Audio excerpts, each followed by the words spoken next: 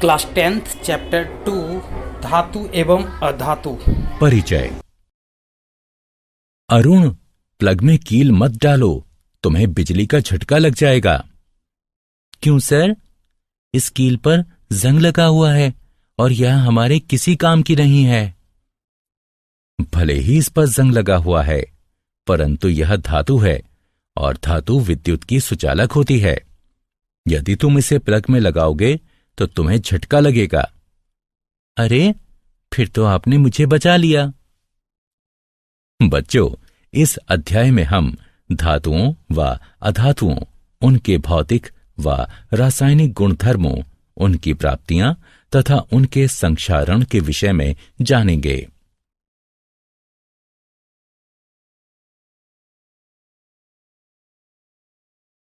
उद्देश्य।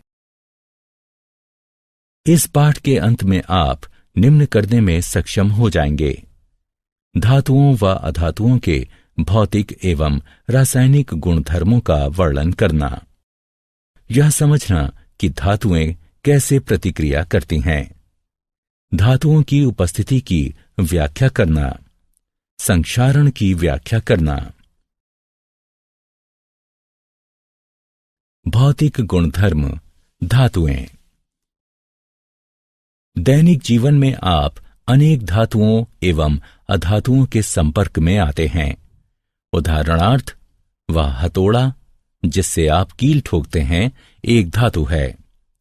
लोहे से निर्मित कील भी एक धातु है। आइए धातुओं के भौतिक गुणधर्मों पर दृष्टि डालते हैं।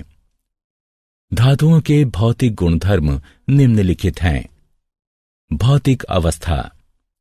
धातुएं कमरे के तापमान पर ठोस होती हैं। उदाहरणार्थ, लोहा, एल्यूमीनियम, केवल पारा एक तरल धातु है। ताप व विद्युत के सुचालक। धातुएं विद्युत की सुचालक होती हैं क्योंकि उनमें मुक्त इलेक्ट्रॉन होते हैं। उदाहरणार्थ, तांबा व चांदी ताप व विद्युत के सर्वोत्तम चालक हैं, जबकि सीसा ताप का सबसे बड़ा कुचालक है। आघात वर्ध्य। कुछ धातुओं को पीट पीट कर पतली चादर अर्थात फॉइल के रूप में ढाला जा सकता है।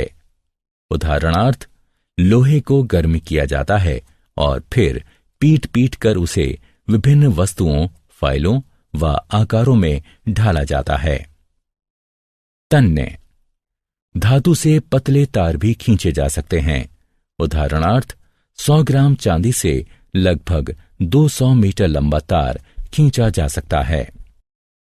चमक। धातुएं अपनी चमकीली सतह से प्रकाश को परावर्तित करती हैं। उन पर पॉलिश भी की जा सकती है। उदाहरणार्थ, सोना, चांदी एवं तांबा चमकीली सतह वाली धातुएं हैं और इन पर पॉलिश भी की जा सकती है।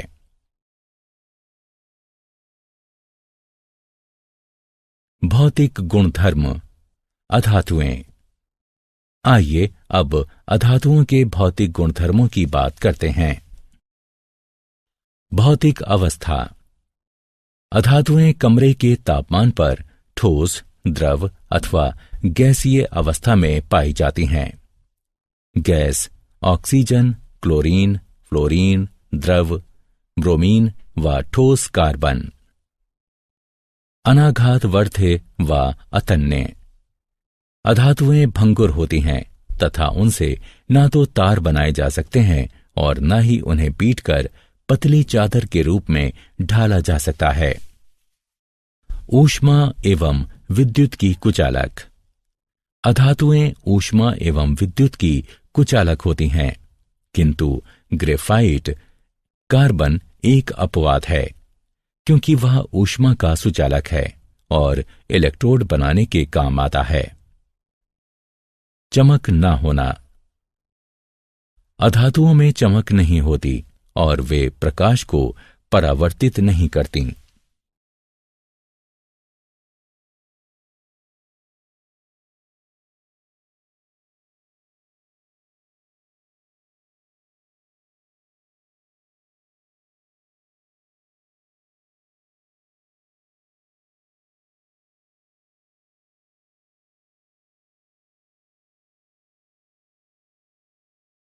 क्या आप जानते हैं, धातुएं कमरे के तापमान पर ठोस होती हैं। इसका केवल एक अपवाद है, पारा, जो कि द्रव है। तरल धातु पारा ऊष्मा व विद्युत का सुचालक है। इसका घनत्व बहुत अधिक होता है। यह अत्यधिक विषैला होता है। अधातुएं विद्युत की कुचालक होती हैं, तथापि ग्रेफाइट, जो कि कार्बन का एक रूप है, विद्युत का सुचालक है। धातुओं के रासायनिक गुणधर्म। अब धातुओं के कुछ रासायनिक गुणधर्मों पर दृष्टि डालते हैं। इन गुणधर्मों में धातुओं की अन्य तत्वों जैसे वायु, जल, अम्लों तथा अन्य धातु लवणों के साथ अभिक्रियाएं भी सम्मिलित हैं। वायु के साथ अभिक्रिया। जब धातुएं वायु के संपर्क में आती हैं तो वे धातु ऑक्साइड निर्मित करती हैं। कुछ ऐसी धातुएं भी हैं जिनमें अम्लीय व क्षारकीय दोनों ही प्रकार के गुणधर्म पाए जाते हैं। ऐसी धातुओं को उभयधर्मी ऑक्साइड कहते हैं। जल के साथ अभिक्रिया। जब धातुएं जल के संपर्क में आती हैं तो वे धातु हाइड्रोक्साइड तथा हाइड्रोजन निर्मित करती हैं। धातुएं जल को धातु हाइड्रोक्साइड विलयन बनाती हैं। अम्लों के साथ अभिक्रिया। लवण व हाइड्रोजन बनाने के लिए धातुएं तनु अम्लों के साथ अभिक्रिया करती हैं। यह अभिक्रियाशीलता प्रत्येक धातु की भिन्न भिन्न होती है। तथापि जब धातुएं नाइट्रिक अम्ल के साथ अभिक्रिया करती हैं तो हाइड्रोजन गैस नहीं बनाती, क्योंकि यह अम्ल एक प्रबल ऑक्सीकरण करता है। अन्य धातु लवणों के विलयनों के साथ अभिक्रिया। एक अधिक अभिक्रियाशील धातु एक कम अभिक्रियाशील धातु को उसके लवण विलयन से स्थानांतरित करती है।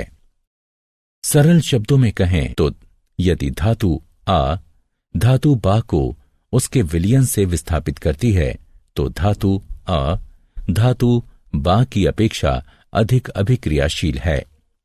तथापि सभी धातुएं अभिक्रियाशील नहीं होती। इस अभिक्रिया में कॉपर सल्फेट में मौजूद तांबे को जस्ता यानी जिंक विस्थापित कर देता है।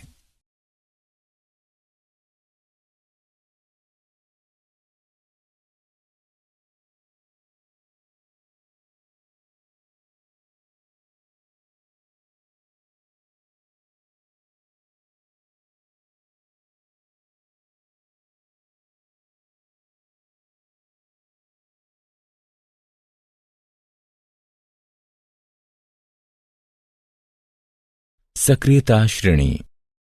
धातुओं को उनकी अभिक्रियाशीलता के अनुसार अवरोही क्रम में व्यवस्थित किया जाना सक्रियता श्रेणी कहलाता है।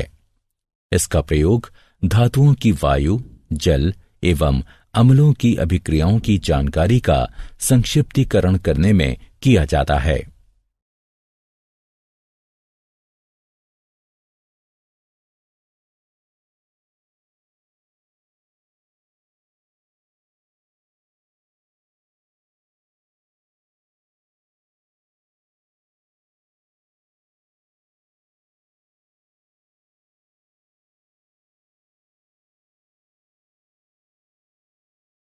धातुएं एवं अधातुएं कैसे अभिक्रिया करती हैं।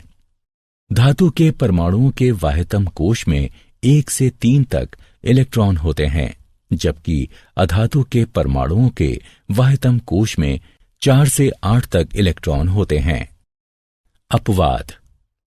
इस नियम के 2 अपवाद हैं, हाइड्रोजन तथा हीलियम।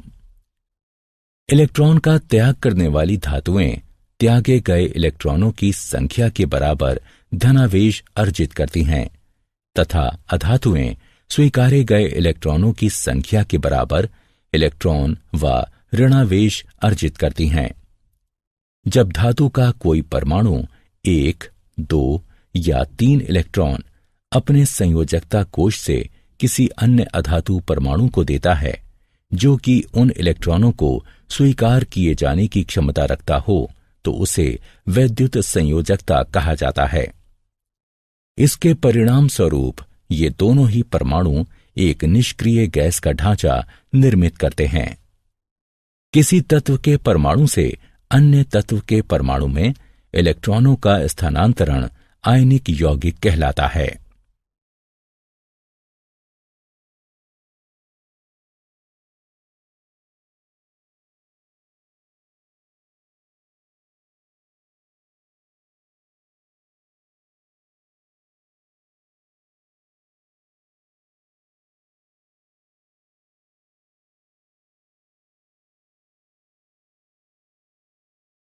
आयनिक यौगिकों के गुणधर्म। आइए आयनिक यौगिकों के कुछ गुणधर्मों पर दृष्टि डालते हैं। भौतिक प्रकृति। आयनिक यौगिक कठोर ठोस होते हैं क्योंकि धनात्मक एवं ऋणात्मक आयनों के मध्य आकर्षण बल अत्यंत प्रबल होता है। ये यौगिक भंगुर होते हैं तथा दबाव डाले जाने पर टूट जाते हैं। गलनांक एवं क्वथनांक। प्रबल अंतर आयनिक आकर्षण को तोड़ने के लिए आवश्यक ऊर्जा की पर्याप्त मात्रा के कारण आयनिक यौगिकों का गलनांक एवं क्वथनांक उच्च होता है। घुलनशीलता। आयनिक यौगिक जल में घुलनशील तथा विलायकों में अविलय होते हैं, जैसे पेट्रोल आदि। विद्युत चालकता। आयनिक यौगिक जब ठोस अवस्था में हों तो विद्युत संचालन नहीं करते, क्योंकि कठोर संरचना के कारण आयनों की गति संभव नहीं होती। किंतु आयनिक यौगिक जब गलित अवस्था में हों तो विद्युत चालकता संभव है, क्योंकि गलित अवस्था में विपरीत आवेश वाले आयनों के मध्य स्थिर वैद्युत आकर्षण बल ऊष्मा के कारण कमजोर पड़ जाता है। इससे आयन स्वतंत्र रूप से गति करने तथा विद्युत संचालन करने लगते हैं।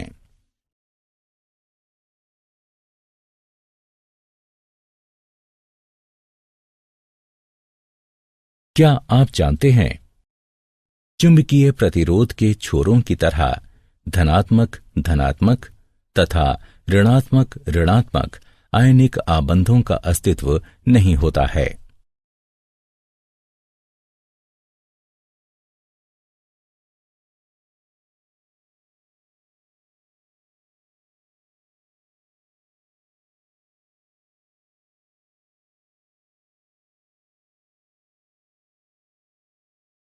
धातुओं की प्राप्ति, धातुओं एवं अयस्कों का निष्कर्षण।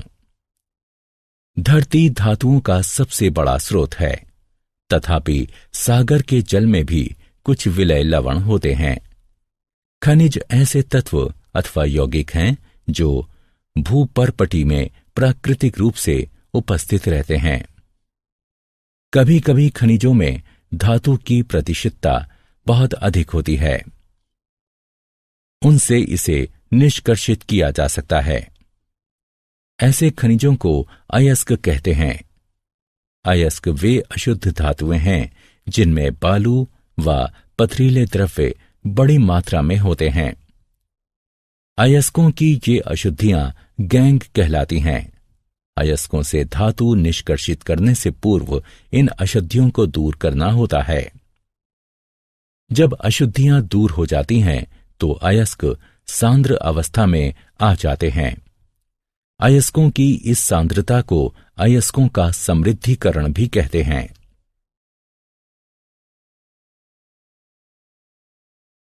धातुओं का निष्कर्षण। धातुओं को जब उनके अयस्क से पृथक कर दिया जाता है तो वे अपनी अभिक्रियाशीलता के आधार पर वर्गीकृत की जाती हैं। अभिक्रियाशीलता के अनुसार धातुओं का वर्गीकरण विभिन्न समूहों में किया जाता है, जो कि निम्नलिखित है। सक्रियता श्रृंखला में नीचे आने वाली धातुओं का निष्कर्षण। जो धातुएं सक्रियता श्रृंखला में नीचे होती हैं वे बहुत ही अनअभिक्रिय होती हैं। इन धातुओं के ऑक्साइड केवल गर्म करने से ही धातुओं में अपचयित हो जाते हैं। सक्रियता श्रृंखला के मध्य में स्थित धातुओं का निष्कर्षण। जो धातुएं सक्रियता श्रृंखला के मध्य में होती हैं वे मध्यम अभिक्रियाशीलता वाली होती हैं। ये धातुएं प्रकृति में सामान्यतः सल्फाइडों या कार्बोनेटों के रूप में पाई जाती हैं। ऑक्साइड से धातु प्राप्त करना अधिक सरल है, इसलिए पहले इन धातुओं को उनके ऑक्साइडों में परिवर्तित करने की आवश्यकता होती है। अतिरिक्त वायु की दृढ़ उपस्थिति में तापन के द्वारा सल्फाइड अयस्कों को रूपांतरित करने की प्रक्रिया को भर्जन कहा जाता है। सीमित वायु की सुदृढ़ उपस्थिति में तापन के द्वारा कार्बोनेट अयस्कों को रूपांतरित करने की प्रक्रिया को निस्तापन कहा जाता है। सक्रियता श्रृंखला में सबसे ऊपर स्थित धातुओं का निष्कर्षण। जो धातुएं सक्रियता श्रृंखला में उच्च होती हैं वे अति अभिक्रियाशील होती हैं तथा कार्बन के साथ गर्म किए जाने पर उनके यौगिकों से प्राप्त नहीं की जा सकती, क्योंकि वे धातुएं कार्बन की अपेक्षा ऑक्सीजन के प्रति अधिक बंधुता रखती हैं। ये धातुएं विद्युत अपघटनी अपचयन के द्वारा प्राप्त की जाती हैं।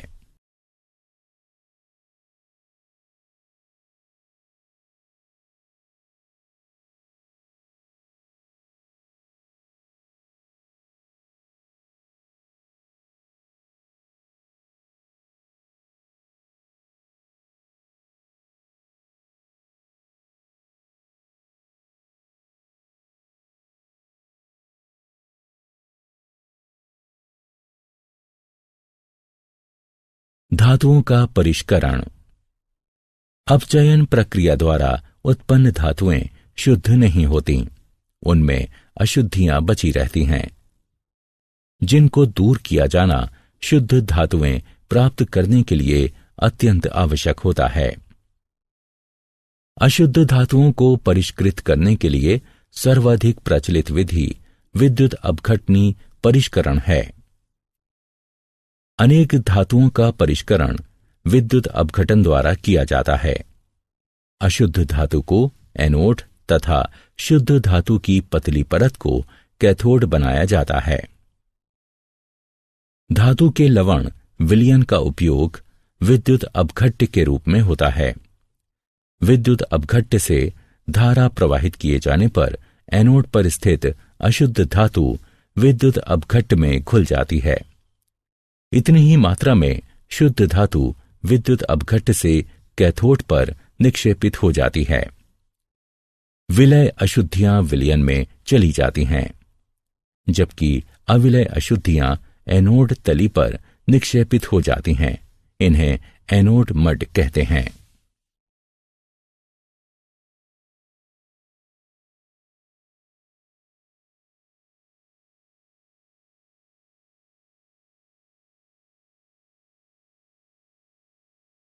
क्या आप जानते हैं चांदी, सोने व प्लेटिनम के परमाणु सरलता से ऑक्सीकृत नहीं होते, इसलिए चांदी, सोने एवं प्लेटिनम एनोड से टैंक की तली पर यूं ही गिर जाते हैं, जहां वे विद्युत अपघटन परिष्करण प्रक्रिया पूर्ण होने के पश्चात टुकड़े टुकड़े हो जाते हैं।